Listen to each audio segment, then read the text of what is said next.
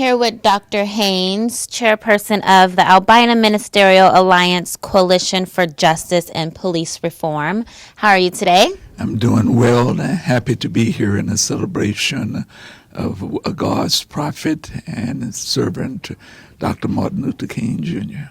And we're very happy to have you here as well. So you told me before we started filming that you actually got the opportunity to march with Dr. King at 13 years old. Can you tell us a little bit about that? Yeah, my pastor was one of Martin Luther King's lieutenants. I was a youth organizer for the Southern Christian Leadership Conference in Texas, Southeast Texas. Martin came down to Houston, Texas for a march in Huntsville, Texas. So I got an opportunity to meet him personally and to also march with him. Reverend Jose Williams, one of the King Major Lieutenants, was our teacher and mentor in the Southeast Texas Southern Christian Leadership Conference. Nice. Not every day I get to meet someone who's actually met the Dr. King, so that's pretty awesome. So being that you met him up close and personal, what would you say made his leadership so successful? Well, leadership from a faith perspective is that something that God has ordained and predestined. The German have a word for it. They call it Zeitgeist. It is that the sign of the time, that there's a preparation period that took place in his family and youth and Morehouse College and then later Boston University. And so, and then there was a personal development even after the Montgomery thing that Dr. King became a spokesperson. He was the youngest minister in Montgomery, and out of that he was still chosen to be the leader of the Montgomery Improvement Association following the Rosa Parks bus boycott. And so one has to, in my perspective, faith perspective, have to be exalted by God. It's a calling that takes place upon one's life, but it's also a preparation period that takes place. King had that character. He had, in terms, integrity. He had love. He had courage. He had the critical analysis to be able to decipher and to understand things. And then he had a philosophy. The Dr. Lerone Bennett, one of the great historians, black historians, said that King's greatest element that he was able to take Mahatma Gandhi, a philosophy of nonviolence, and in term indigenize it with the black religion of the church to produce a movement that was the greatest social revolution in the 20th century.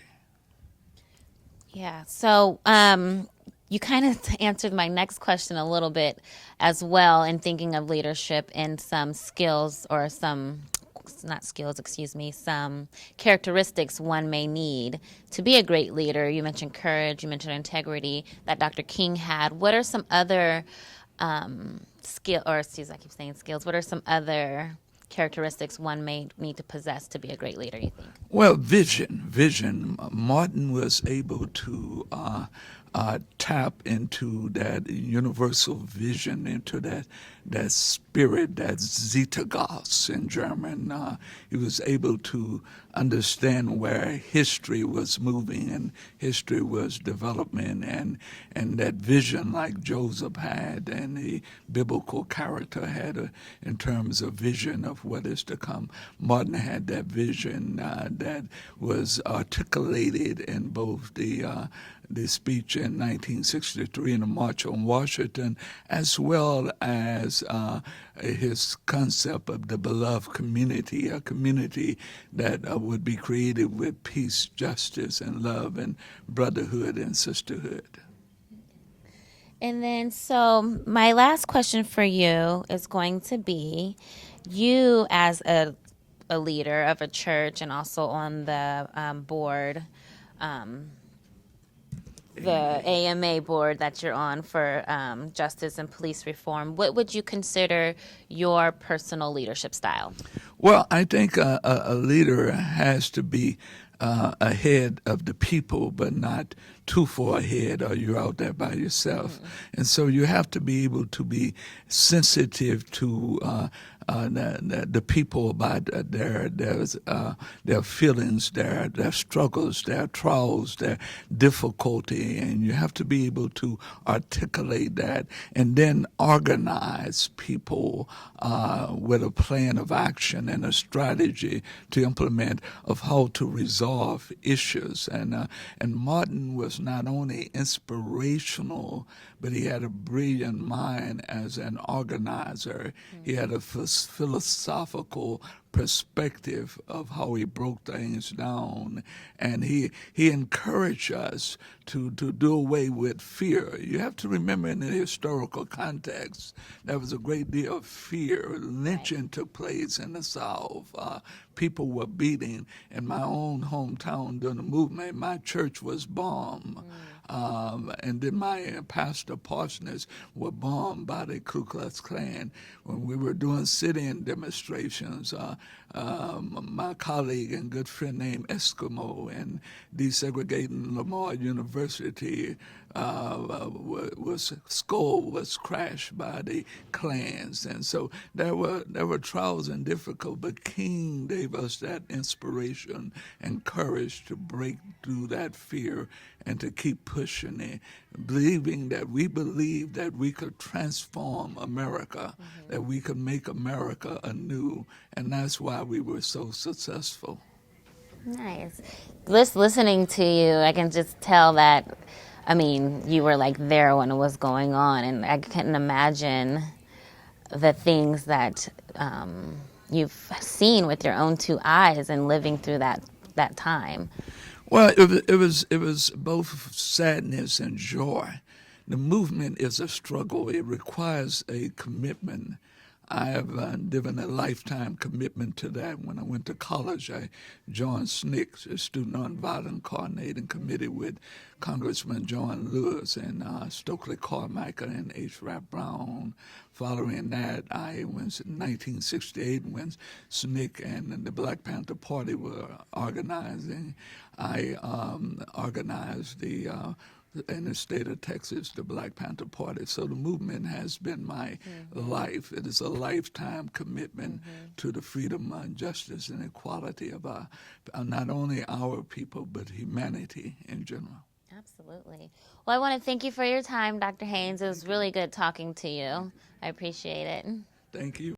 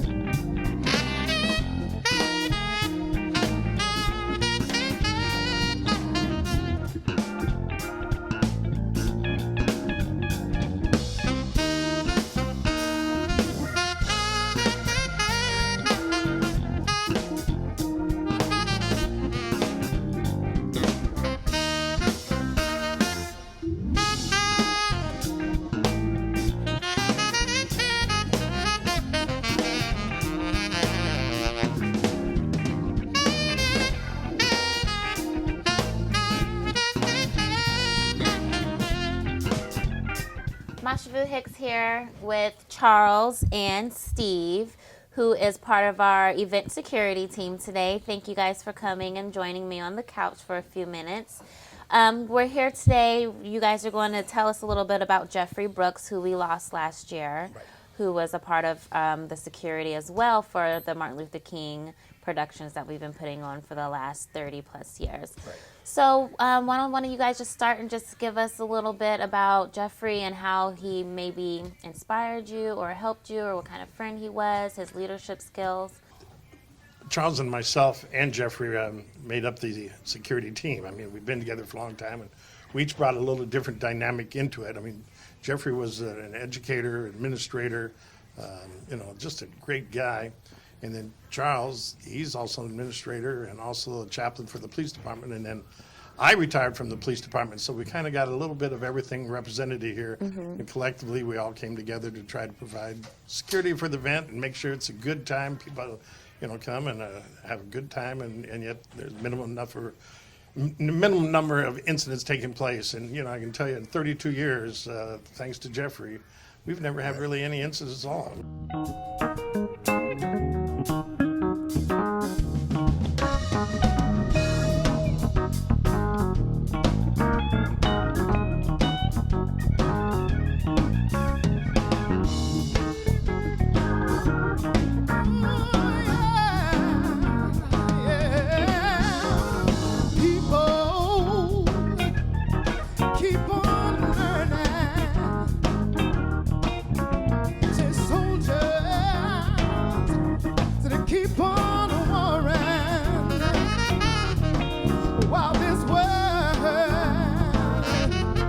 Keeps on turning, and it won't be too long.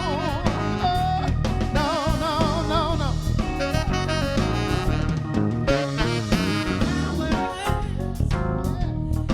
Keep on lying while the people keep on dying.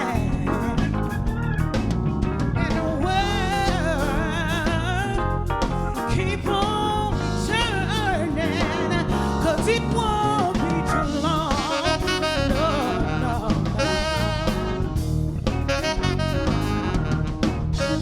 And I'm so glad it had it, let me try it again. And the last time on earth I lived, the whole world of sin. I'm so glad it had a no one out of it. Gonna keep on trying till I reach the higher ground. Hi everybody, this is Donnie Adair again with the 32nd annual tribute to the Reverend Dr. Martin Luther King, sponsored by World Arts Foundation Incorporated. I've got a couple of guests who are doing great things in public safety who want to share with us some information that would be great for you to know. Gentlemen, thank you for being here. Certainly. Thank you. You're welcome. We have two representatives of the Portland Fire and Rescue Bureau. Tell us a little bit about your involvement in today's program. Well, I'm Ron Rouse. I work for Portland Fire and Rescue. I do media type work. I also work in public education, and I'm a fire marshal. And I'll let Tommy introduce himself. My name is Tommy Dang with Portland Fire as well. I'm a trainer out at the TAC office, so I'm training all the new recruits coming through. Well, you guys have a booth here today. What kind of information are you sharing with the many people that are coming through the Victory Village? We're kind of here in a twofold manner. We brought public education material, smoke alarm forms, what to do in case of a fire, that information.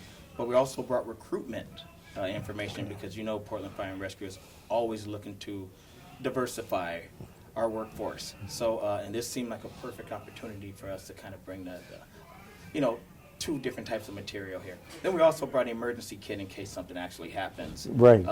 Because since we're here, then we can beat the first responding, the closest station. Well, great. We really appreciate having you. What does the future look like for Portland Fire and Rescue as far as, the number of stations that you have now and in this growing city? What does it look like for Portland citizens?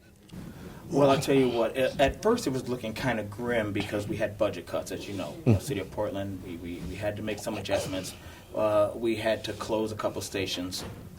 By doing so, that expands our response time, which doesn't bode well for the City of Portland. However, we added rescue, so we added two-person vehicles that can get to the homes a little quicker. So it's worked out pretty well for us. You know, we've had to make some adjustments, but in the end, it's going to work out well for the citizens. And I'm sure Tommy can tell you more from a training point of view. Tommy, one thing you can maybe answer for me is, what's the ratio now of medical calls versus fires? I'm not really sure Okay. about that answer for that. It used to be a high number, did it not? Yeah. I guess Rob can answer. So right now, we're at 85% medical calls Okay. of our runs. And when we say medical calls, I mean, that could be anything from a person falling, breaking their finger, to a full-blown heart attack. You know, but we have to be positioned so we can get to these people's homes within 3.5 minutes, because that's the time that's allotted for us to actually save a life in a Right. major incident, which is why you'll see ambulances rolling with the fire department, because we both have to go, and whoever gets there first takes the lead. Now, how many EMTs or emergency medical technicians do you have versus paramedics? Because all of your firefighters have to be at least certified medical technicians, right? Emergency medical technicians. But some are at a higher degree in their capacity for the medical calls, right? That's absolutely right. We have to all be at least what's called an EMT basic, which we all are. We can hire through our trainee program and actually teach people to get their EMT basic and then get hired with us at Portland Fire and Rescue. But we have one paramedic on every rig. Okay. Yeah, so of the 4 people, men and women that are on each fire apparatus, one of them will at least be a paramedic. So that person would take the lead on major incidents. Great, thank you. What other kind of things would you like to share with us about Portland Fire Bureau at this time? Yeah. I don't mean to hog the mic. Well, you know, there's actually a lot going on. We're really trying to diversify our workforce, number one. Our new chief, that's a big goal of his. And who's the new chief now? Our new chief, Mike Myers, Okay. great guy. And he's working on 0 fire deaths. That's our goal. So we actually go into the homes and install smoke alarms now. The people can call our 823 number, 823-3700, ask for our smoke alarm program, and we will go into your homes and install these smoke alarms for free. Oh, wow. And actually, the hard of hearing, a deaf community, we would go in their homes and install bed shakers and strobe lights for Wow. free as well. So we're kind of looking at every angle we can we can take to make sure we have 0 fire deaths in the city, because we had 7 last I'm year. glad you shared that information about the smoke alarms, because that's very, very important. Yeah. Especially free is a very good price. And with the economic situation of a number of people in our community, older people, fixed income folks, that's a great program. And through this interview, we're going to let a lot of people know about that. Yeah, well, the best thing about these smoke alarms is they have 10-year batteries. And you know how people get when they're cooking and a smoke alarm goes on and they take the battery out? Well, this will kind of eliminate that. You can't take this battery out. Okay. Yeah. Beautiful, beautiful. Well, I just want to thank you guys for being here. Portland Fire Bureau has been a part of the MLK tribute now for a number of years, and we hope to have you back each and every year, providing the needed information to the community. We're happy to be here. Thanks for having us.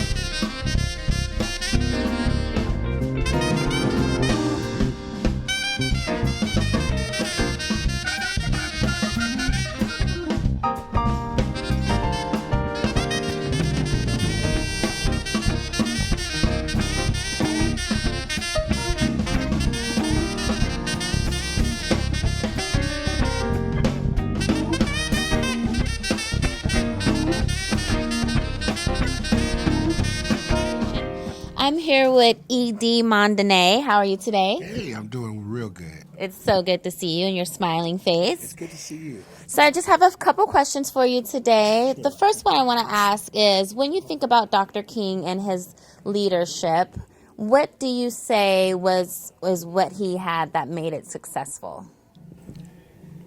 His approach to inclusion and his energy to garner those that were on the fringes into the real work. Yeah, I think his charisma and his appeal to the public gave him the ability to Draw those in. draw them in. Nice. And then, so what would you consider when you think of the leadership role? We all have that within us to some degree. What would you say is your leadership style? My leadership style is that of giving the people to understand that the greatest of them is within them, and to try to find that which is in them and bring it out, and allow that to be their passion and their motivation for moving forward. Okay. Yeah. So I hear that you were a part of the program today as well, Yeah. and I didn't get the chance to see or listen. So I was wondering if you could just give us a little sample of what you blessed everyone with earlier. Well, I talked about the relationship of Amazing Grace to John Isaac, and how that song was birthed in the bottom of a slave ship as he was bringing those slaves on the coast of Ireland. He heard them hum. They would hum in this manner. Mm, mm, mm. Now, during this time, there was a raging storm, and his conviction was deep in him from those voices that he'd heard. So on top of those moans and groans, he just added these words: Amazing grace, how sweet the sound. And then he was in peril, so he had to be saved. And he wanted to be saved, not only in his heart, but he wanted that ship to be saved too. So he said, let's save a wretch like me. Then to captivate God's attention, he had to tell him, I repent. I once was lost. Oh my God, but now I'm found. I was blind, but now I see. Yeah. Yes, I love that. Yeah, I do too. You sound so good saying it too. Thank you. Thank you so much. Well, I want to thank you for your time, and It's good thank to you be for here. blessing us with that little story and your voice. That was amazing. Amen.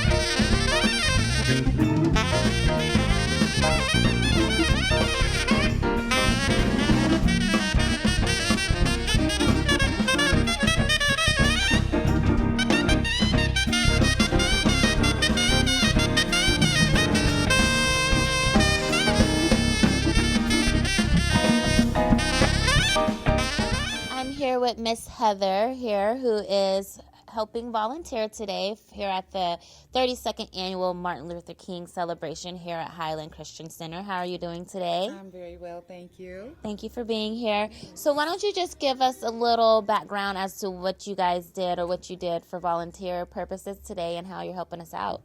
Okay, I am actually volunteering with World Arts Foundation, Inc., and WAFI is the nonprofit organization that has been putting this event on for the last 32 years.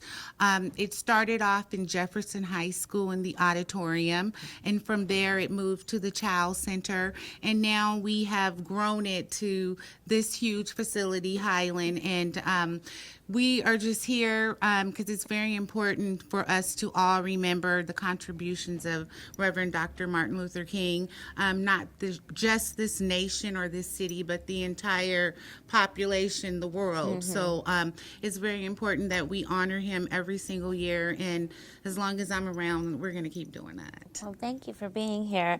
So, speaking of Dr. King, because that's what we're here today for, to celebrate his message that he had for us. When you think of him and his leadership, what would you consider, or what would you say made his leadership successful? I would think that his message of peace, nonviolence, equality, and everything related to just mankind treating each other kindly. That was his greatest message: kindly, fairly, and equal. I think that a great leader has to empower people, allow them to go out and fix things that they see that are not equal or things that are unfair. And one thing that I really liked about Dr. Martin Luther King is that he not only sent people out, the sit-ins, the marches, the boycotts. He participated in every single event that he could possibly be at. And so I think that's a great attribute as a leader, not to only give direction, but to also be involved in whatever it is, the cause. Okay, absolutely. I mean, I keep hearing people say, not only one must lead, but you must also lead by example. Exactly. So, a lot of people will say, oh, go do this, but then don't go and do it themselves. Exactly. So he definitely was one to practice what he preached. Literally, yeah. Literally, yes. Absolutely. So just one more question I have.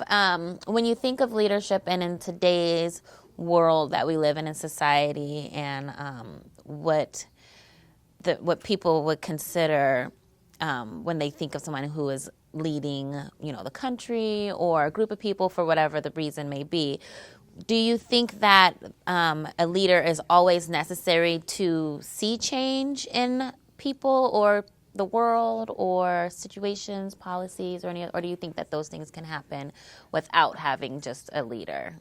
Well, I think that it's definitely important to have a leader.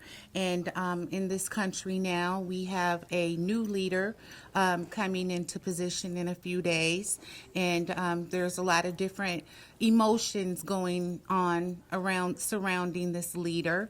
And me personally, I have decided, after I was able to overcome my grief and disappointment and shock, I've decided just to give this individual an opportunity to lead and see where he takes it. So, I think it's important that there is a leader in every situation, but that leader needs to be an example of the people. The leader needs to resemble the people. So we are about to see what is going to happen with this new leader coming into office, and I'm just going to try to remain optimistic about that. Yes, I think a lot of us are past the shock stage, and is really concerned and wants him to. I mean, I know I definitely want him to do good.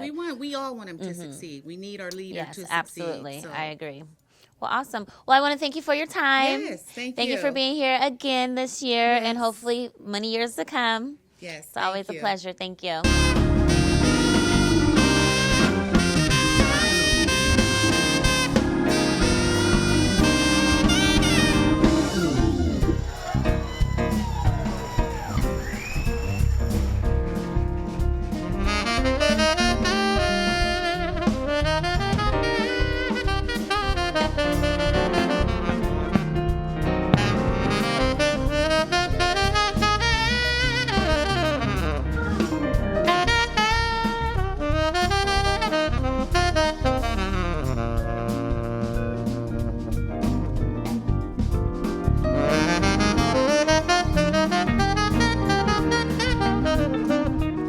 I'm here with the legendary Beyonds, and I'm going to let them introduce themselves.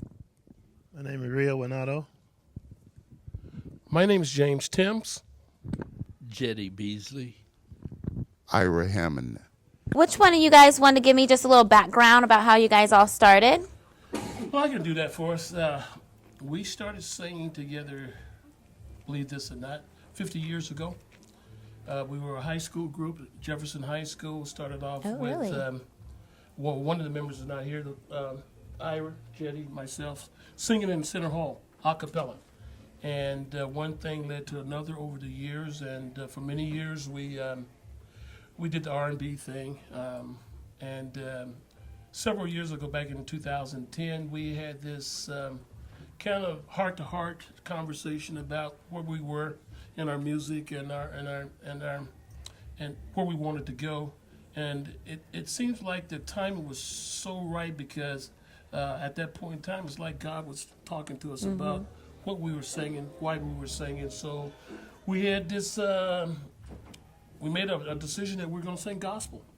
And so we started singing other folks' gospel for a while, and then all of a sudden, Mr. Beasley here started writing Nice. a lot of lyrics for us. So we actually now we do we write our own music, all our lyrics. We work with a few people in terms of the music composition part of it and the arrangement of the vocals. We do ourselves. Awesome. So that's. And I might mention that the four of us are here, but we have 3 members that are missing here. So there's today. 7 total. There's seven of us. I'm going to reel it back into today's celebration and honoring Dr. King. I just have one question. I'll let you each answer and you know how you feel. And so basically I just want to know with Dr. King's leadership and everything that he stood for, what would you consider made him unforgettable? I think he'll never be forgettable because he did a lot for everyone. He brought all us together. He even brought us out of slavery when we were picking cotton and taking big old sacks on our back, hauling pecans and all kinds of stuff. He brought us from a long way, and we need to continue to keep that dream because what a lot of people don't know, we came here with nothing we're going to take away, and color is only skin deep. You can't take it with you. If I put a pound of meat in your coffin, you're not going to even know it's there. Right. But the animals will come dig it up and take care of everything. But I want everybody to keep the dream alive and keep doing what you're doing and keep keeping on and keep holding on. When you do good, good come back to you. Absolutely.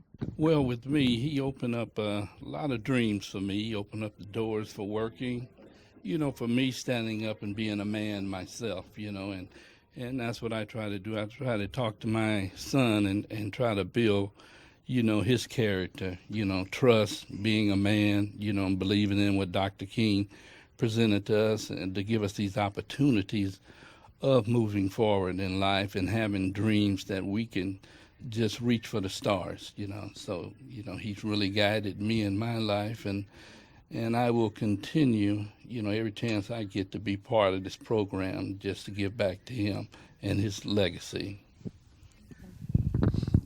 One of the things that has always stood out in my mind when it comes to Martin Luther King, Dr. Martin Luther King, is he demonstrated very well what it really meant to be a good leader. And that one thing that he demonstrated greatly, a good leader, as he was, must always be willing to be a servant, to be a servant. And in order to be a servant, you must first understand a servant has no rights because he's freely given them up. So because of what he done, serving others, if we could just grab that and run with it, I think as a people, we would be much better for it. Dr. King was a visionary, and what he really wanted, he tried not to see color as the obstacle, even though it was the obstacle, but he wanted to make sure that each of us had equal rights. And I always think back, I was 13 years old at the time in terms of watching all the things that were going on television. But he always had this it's almost like he didn't get mad. You know, he would lead by example. And when he communicated to people, he communicated in such a way that his words were so powerful that you could not do anything but listen to the message behind his words. And so with that, he paved the way for many things that are happening today. And I know that we're a long ways from home, but if we take his example and each of us do just a little something, I think we will continue to move forward in the struggle. Absolutely, I agree. Well, I want to thank you all for your individual insight and Dr. King and his legacy and his leadership. But before we go, of course, I would like you guys to maybe give us a little sample of what you guys came here to do today. Said I feel like having church. I was glad when they sang unto me, unto me. Let us go to the house of the Lord. I clap my hands and stomp my feet. Feel like having church. Oh, said I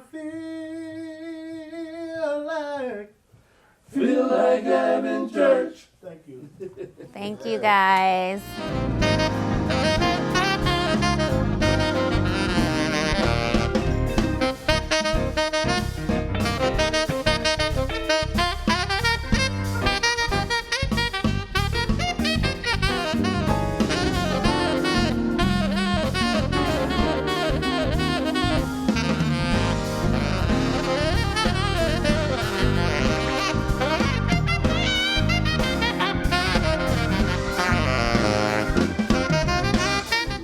With three wonderful ladies. If you guys can introduce yourself, please. I'm LaRonda Steele. I'm Marietta Callier. I'm Arietta Ward. And they've been with us for multiple years now, blessing us with their wonderful voices, amongst other things, I'm sure. Can each of you maybe just give me a little bit as to why you guys continue to come and join the celebration and what it means to you? Well, it's something that I was born into. You know, my mom, beautiful Janice Marie Scroggins. I was here since it started, you know, and from when it was at Whitaker, then Jeff, then U of O, no, not U of O, the other one, University of Portland, and then back to Jeff, and then here, and then wherever we was, I was there, and until she passed. It's just one of those things, and plus it's a very important thing for the community, and so it's part of my lineage. It's something that I have to do. This is my service. So the past 4 years I've been helping Mr. Berry out, you know, on the production side, and there's so much stuff that he does, and you know, it's a very important legacy that is in place here. And we have a torch to carry. So that's why I'm still here, because I got stuff I got to do, you know, just keep it for the younger children, you know. And this year it was unfortunate because of all the weather that a lot of the schools had to drop out. But there were still a lot of kids that showed up and said, I'm going to sing, I'm a dancing, you know, so it's part of my service. And being, I'm also a teacher as well. So being a teacher and being a vocalist we were born in the service. So it's part of what we have to do in order to survive. So, yep. So that's why I'm here. All right. Miss Marietta, it's good to see you, by the way. Good to see you too. Last year. Yes. Oh yeah, that was something else. It was. This is like family to me. Yeah. It's just like coming to visit with family, and you have different ages, and I just believe that we're supposed to teach at all times. My profession is a teacher. I'm an elementary and adult education teacher, but we're supposed to always unconditionally give back. So we should be looking for kids to teach them, not them looking for us. Right. And not just do it with word service and our actions and how we do things. Right. It's a gift. Also, it's like when I come, wherever this event is, it's like I come and I visit my sister Janice, my sister Maddie Ann, and my sister Linda, all the ones who have gone on, because they planted the seed. It also appreciates and applauds all the elders and the matriarchs that have gone on. Like, okay, we heard you, and so it's amazing. It's amazing. It's always necessary. I don't care how long it is. I'm going to sit there, and I'm going to take it all in, because there's something to learn for all of us to learn, so we can be better, be best. So it's a time when you leave, you should leave differently. Yes. Today was scary for me today, but I have such ointment and healing balm Yes. that it's okay, and I know it's not just for me; it's for everybody. So that's why I go.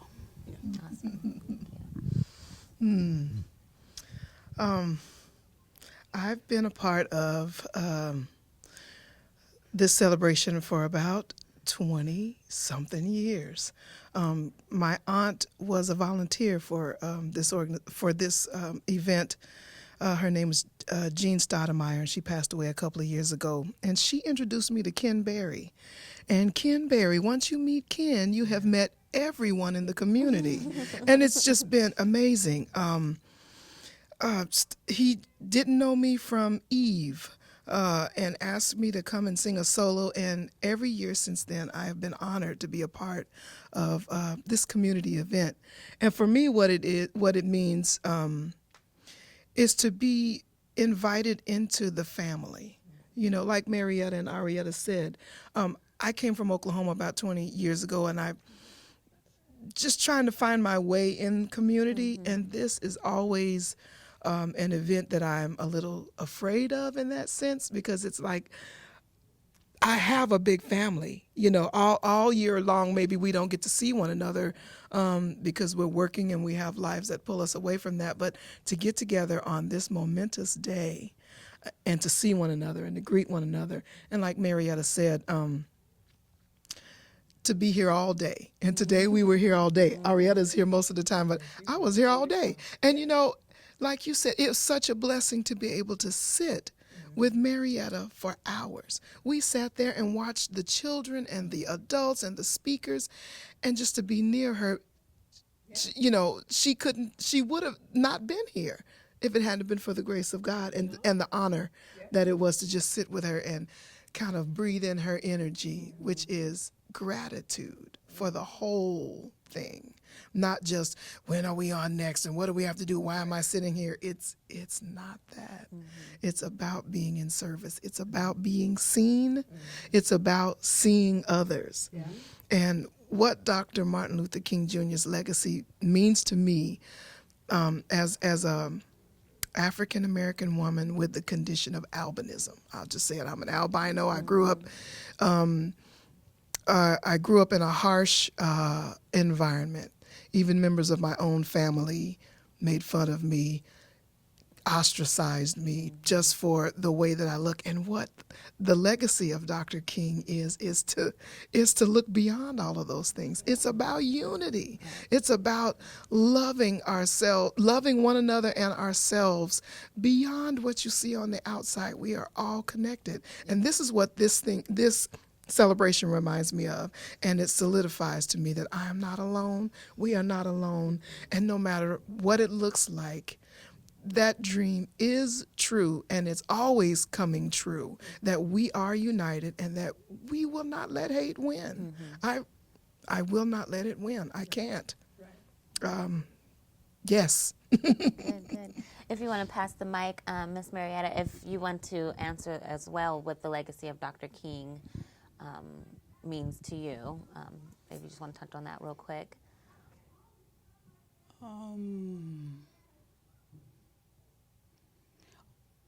It's just people just have to be kind to one another.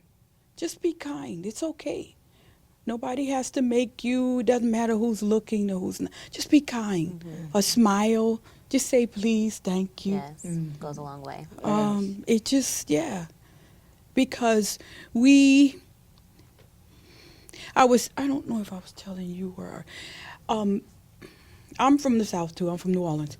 And lately, I've been feeling like I'm in New Orleans again. Yeah.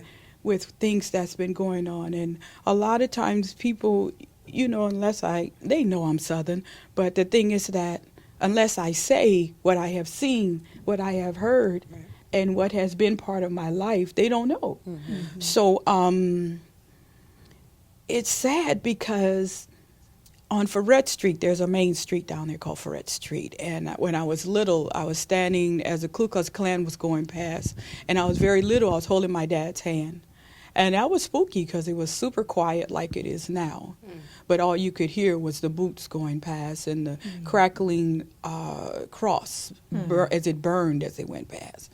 But my dad, because you know it, I'm the baby of the family, and you know with your dad you think, oh, he's Superman.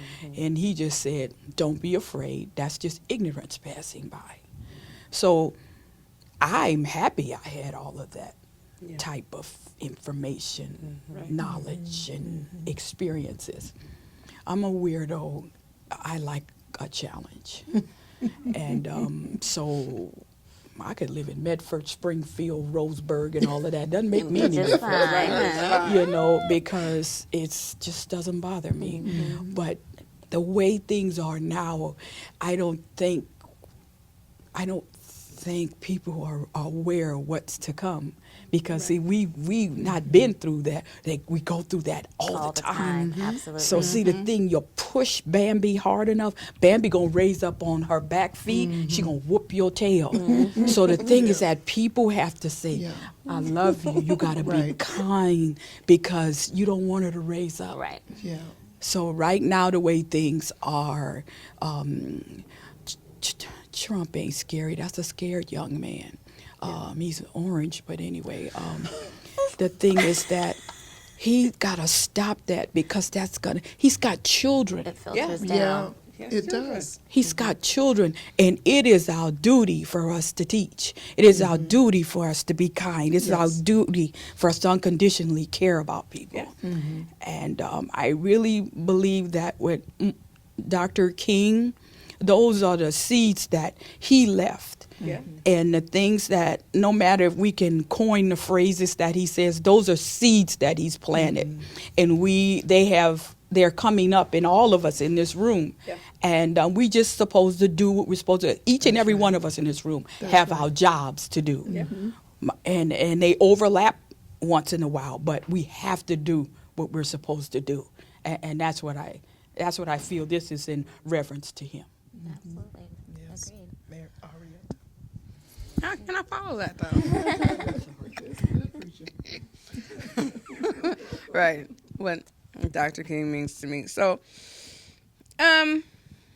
for me, let me backtrack. Okay, so when I was younger, I attended the Black Educational Center, and that was on 17th in Alberta. Is now the Charlotte Lewis Head Start building, you know. But that was my school. It was an all-black school. So I knew about being what it was, not what it was, how it felt to be surrounded by other people that looked like me. You know, regardless of that I lived in Portland, Oregon, I was still surrounded by, it was a black school. But I was around Joyce Harris. She was my teacher. You know, I didn't know I had Joyce Harris and I had Ron Herndon and I had all these people around me.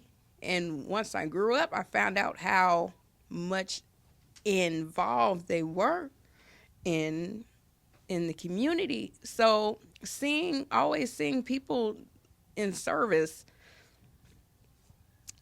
that is something that I grew up with, you know, along with my mama. Always Mr. Berry. They always taught us to be the very best. And that's something that Mr. King, I feel, wanted us all to be, regardless of what you look like. Just do your very best. And then if you do that, you can live in peace. You know, you don't have to look at somebody and it's like, oh, what are you doing here? Being peaceful is something that you should not have to struggle to get to. It should be something that you wake up to and like, you know, it's going to be peaceful. You know, you have your surroundings, whatnot. And he was just a beautiful man of peace. And he changed the world in such a fashion. And I heard a quote, it was years ago. It was somebody had said, you know, in a few years, people are just going to look at it as just another holiday. And I started to see that, you know, and that was very scary. There's a lot of people that just know it's a day off. But we are fortunate to be a part of this wonderful piece of history. That's what it is, piece of history. And Mr. Grice and Mr. Berry, they laid the foundation in, was it 78? That was what they said? When they did from the pulpit for the people? He's going to kill me if I didn't say that right. But their constitution is such that they didn't let anything stop them from changing anything in this world. Mr. Berry been trying to retire forever. He was retired 20 years ago. Right. But he's done this tirelessly every year. He wasn't going to do it. He said he wasn't, but then Mr. Brooks talked to him through that video, and he was like, oh, okay, let's go. You know, so by Dr. King doing and moving the way that he did, it inspired generations and generations of millions of people, and they are living that. And there's some boo-boos around that are just like not doing right, but then you have people like us, everybody in this room, and you have Mr. Berry, and you have Mr. Grice. So, yeah, that's what Reverend Dr. Martin Luther King means to me. Awesome. Well, that's a great note to end on, ladies. Yeah. I really appreciate you guys coming and spending some time and talking to me, listening to each one of you.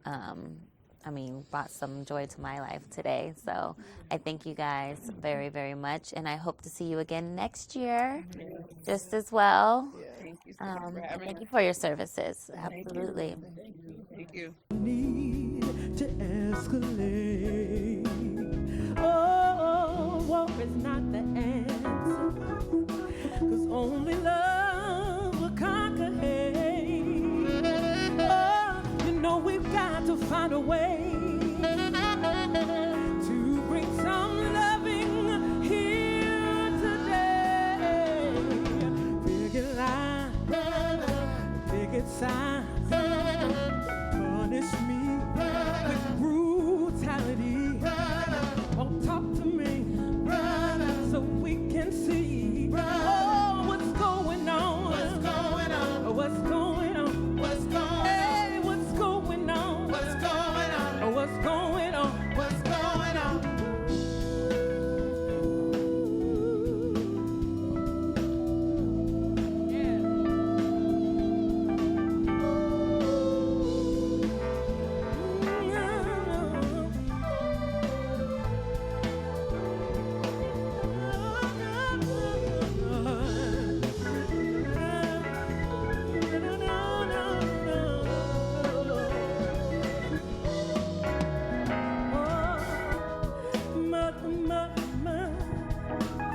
Who are they to say we're wrong? Oh, now who are they to judge us? Just because